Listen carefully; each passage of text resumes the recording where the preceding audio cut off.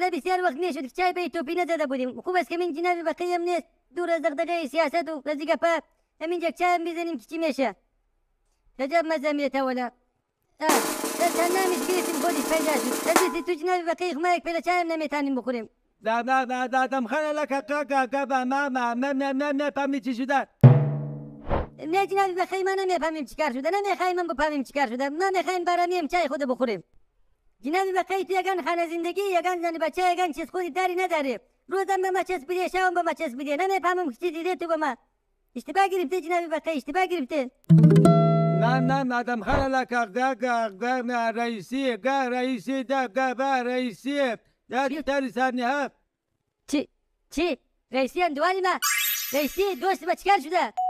بیا جناب بقیه، بیا بگو خبرت چی میخواستی بگویی، بیا. دادم خانه لکه رئیسی اندوالی ده هلیکوپتر فرودی سخت داشته. چی؟ رئیسی اندوالیم؟ چی میگی جناب بقیه، چی میگی؟ ده‌ها تیم جستجو و امداد به اطراف منطقه ورزقان اعزام شدند، ولی تاریکی هوا، مه گرفتگی و بارندگی کار آنها را دشوار کرده. وزیر کشور ایران میگوید این بالگرد فرود سخت داشته. وزیر امور خارجه ایران، استاندار آذربایجان شرقی و امام جمعه تبریز هم در آن بالگرد بودند.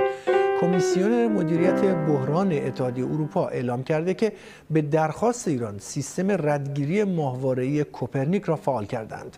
آقای رئیسی و همراهانش برای افتتاح یک سد روی رودخانه ارس در مرز جمهوری آذربایجان به منطقه رفته بودند.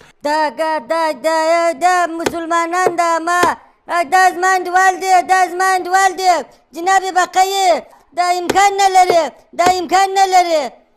نه دم خانه لکه امکان لري زیاد خود نراحت نکو، شاید پیدا شه و حالی گفت که امدادگاره جستجویش هست، شاید پیدا کنه. جناب بقیه نمیفهمم چرا شکومی بد میزنم، دل من میگه که پیدا نمیشه. جناب بقیه چی شد کدام خبر شد یعنی؟ نه دم خانه لکه ما اخبار به شدت دنبال میکنم، کدام گپی نشده تا هنوز. بیکاران فرزاد، روسیه ظاهرا کمک فرستاده.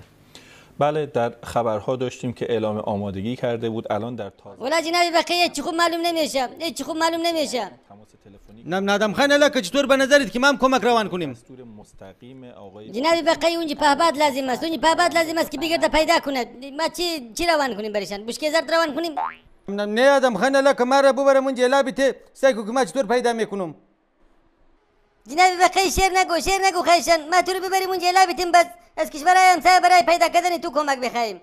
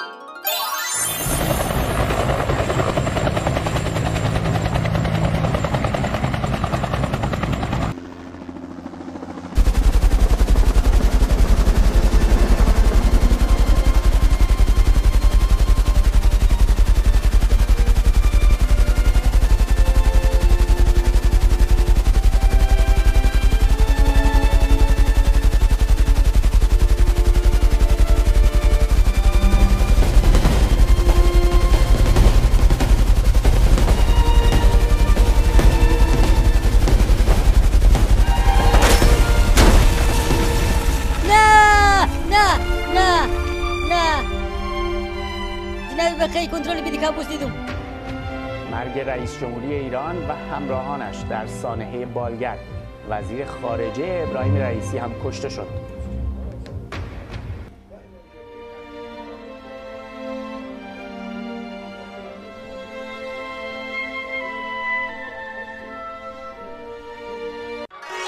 چی؟ بله خودی مشتوم. خوب هستین علی جناب؟ سلام آدم جون. آخ جون ببین کی اینجاست. تشکر میکنیم علی جناب. ما از بس که دلم برای تنگ شده حال یک آهنگ برات میخوانیم. میخوایم از تو دور شم اما نمیشم مثل تو مغرور شم اما نمیشم. منم میخوام اینو بهت بگم.